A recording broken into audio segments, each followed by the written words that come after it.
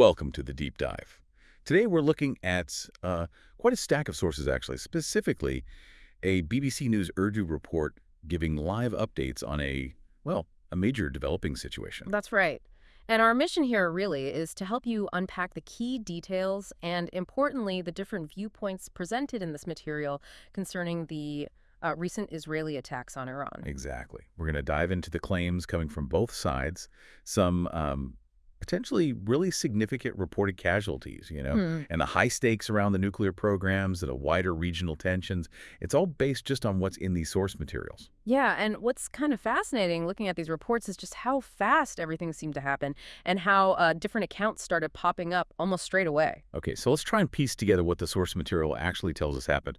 How did it kick off based on these reports? Well, the source says it starts really early in the morning, Iran and Israel time. There were reports of explosions heard near Tehran, the capital, around 4 a.m. local time, I think it was. Right, 4 a.m. Yeah. And then pretty quickly after that, confirmation starts coming from Israel, yeah, according to the source. Uh-huh. We see the Israeli Minister of Defense confirming preemptive attacks, and they declared a state of emergency, too, saying they expected retaliation later on. Okay.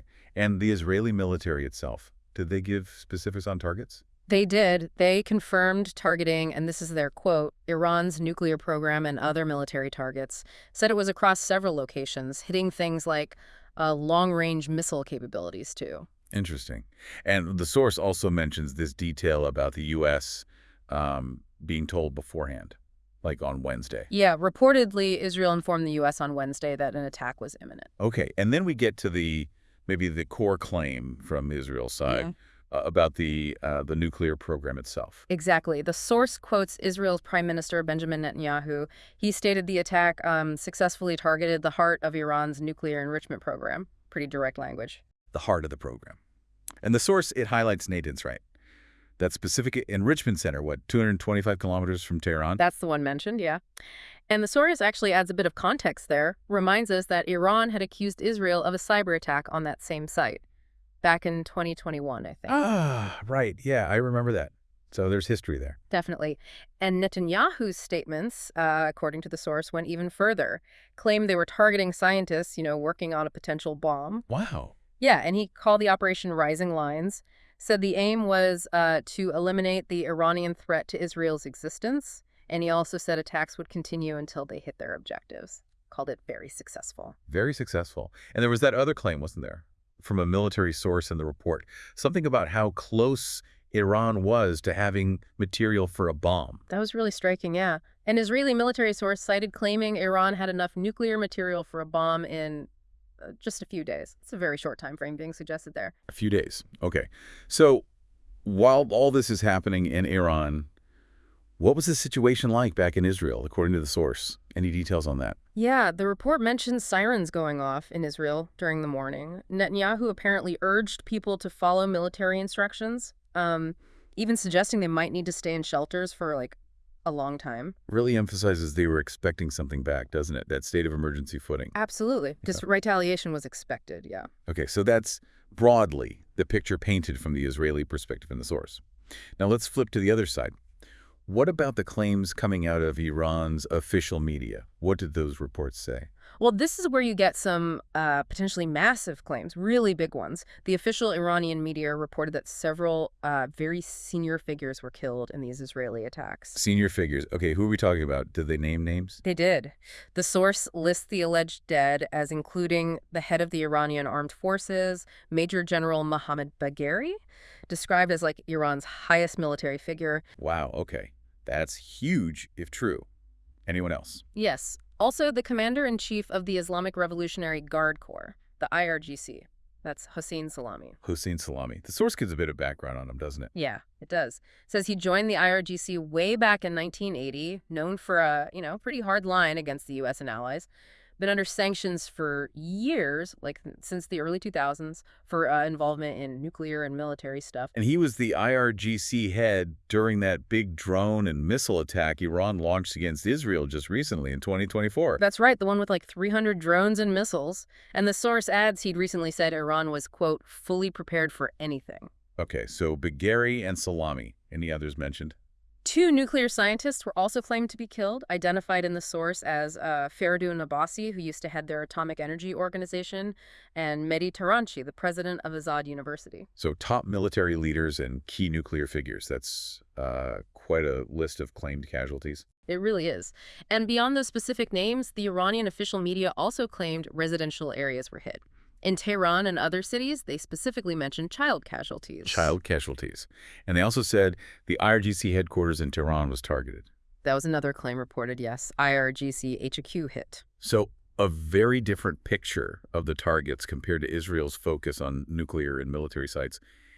How did Iran's leadership react, according to the source? Well, the supreme leader, Ayatollah Khamenei, his reaction, as reported, was to call the attacks an exposure of Israel's ugly nature. Yeah. Said Israel had chosen a bitter fate it would have to face. Strong words. Yeah. And any military response promised. Yep. An Iranian Armed Forces spokesman, Abulfazl Shikarchi, is quoted promising a response to the Zionist attack. Said Israel and the U.S. would pay a heavy price. Interesting. They bring the U.S. into it directly there. Right. And the source material specifically notes that Iranian official media was very quick to accuse the U.S. of being involved and also of killing children.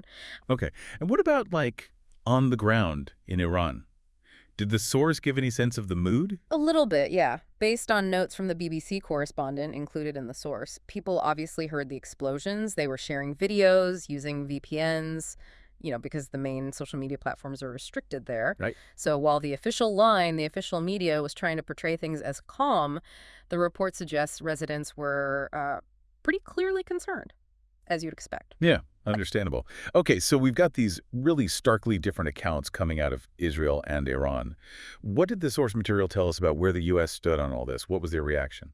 The U.S. position, as quoted, seems quite clear. The Secretary of State said this was a unilateral action by Israel, emphasized the U.S. had no role in the actual attack. No role, but they did know it was coming. Yes. The statement reiterated that Israel had informed them beforehand, but the U.S. focus, they said, was the safety of their own forces in the region. And they also included a warning aimed at Iran not to target U.S. interests or troops. Got it. So we didn't do it, but we knew, and don't drag us into it, kind of thing. Sort of, yeah. And former President Trump also weighed in, according to the source.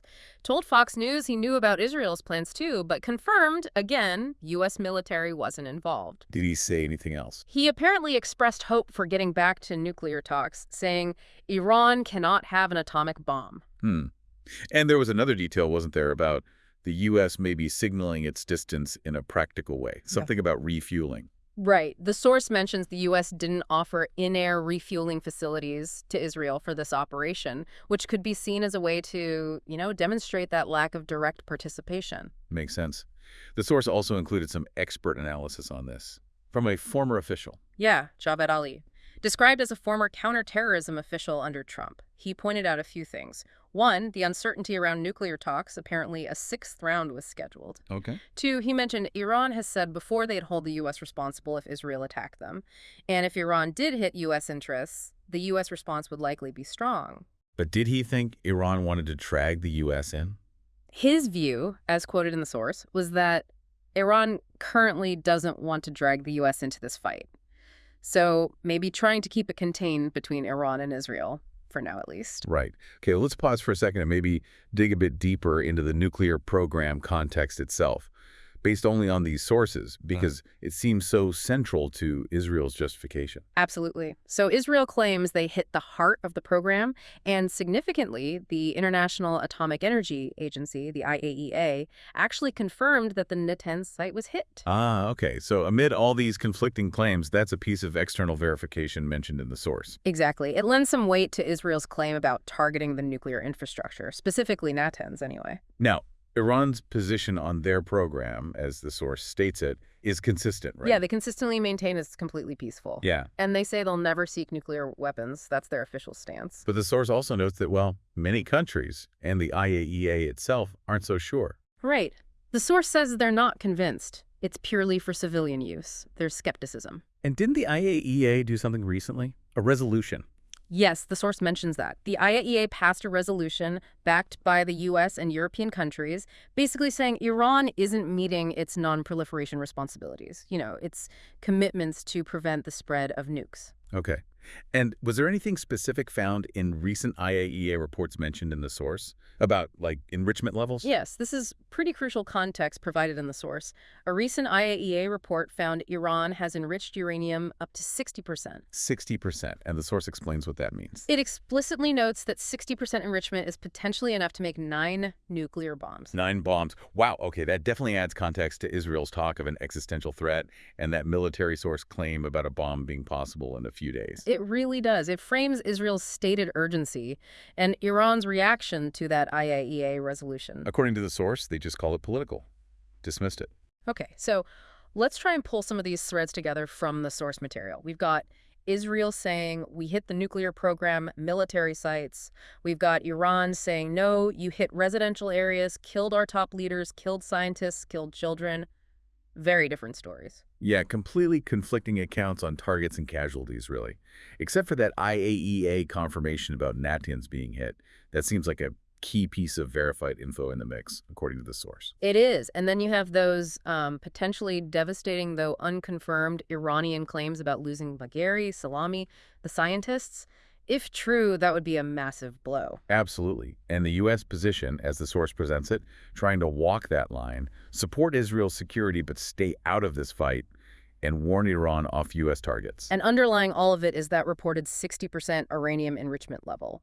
That piece of data from the IAEA reported in the source really highlights why Israel might feel the clock is ticking, why they use terms like preemptive and existential threat. So looking at this whole picture, just based on the source, what really stands out to you, the listener, trying to make sense of this? For me, it's that contrast. The verifiable hit on a nuclear site confirmed by the IAEA versus these huge, but so far unverified from outside sources, claims of decapitation strikes from Iran. It really shows you how hard it is to know what's really happened in the fog of, well, not quite war, but conflict. Yeah, you see the narratives being built in real time, don't you? And how crucial just one external check, like the IAEA on Natanz, can be, even if it only confirms one part of the story presented in the source. Exactly. And that 60% enrichment figure reported via the IAEA in the source, it just looms large over everything, doesn't it? It gives that context for Israel's actions, their stated rationale, even if you question other parts of their claims about targets. The U.S. position is also quite something to watch, as described here. That careful balancing act. Supporting an ally, but clearly trying to avoid getting pulled deeper in, based on these reports. Definitely. So this whole situation, drawing only from the source material we've explored, it really raises a critical question, doesn't it? How do these competing claims, especially Iran's potentially massive reported losses, versus Israel's claimed success and objectives affect what happens next? What kind of retaliation might Iran be planning or capable of after this? So, wrapping up, what's the takeaway? Based only on the source material we've unpacked today, we're seeing a picture of, well, what Israel claims was a targeted attack on Iran's nuclear and military capabilities. Right. And that's met by these very significant claims from Iranian official media top leaders and scientists allegedly killed, civilian areas hit, and crucially promises of a severe response. Meanwhile, the U.S., according to the reports, is trying to manage this complex situation, supporting Israel's security needs generally, but keeping distance from this specific military action while warning Iran away from U.S. interests. And that reported 60% uranium enrichment figure just keeps coming back as critical context. It really underscores the urgency expressed by Israel as reported in the source. It's clearly a really complex, high-stakes situation unfolding. And looking just at these sources right after the event, you really see the challenge. Competing stories, limited outside confirmation like the IAEA on Natanz. It highlights why it's so important for you, the listener, to look at information from all stated sides, even when they completely contradict each other. Absolutely. So here's maybe a final thought for you to chew on based purely on what we've discussed from the sources. Israel stated its goal was eliminating the threat and attacks would continue until objectives are met. Iran promised a heavy price and a response. Given those stated positions in the source material, what does that suggest about the immediate potential for things to escalate even further?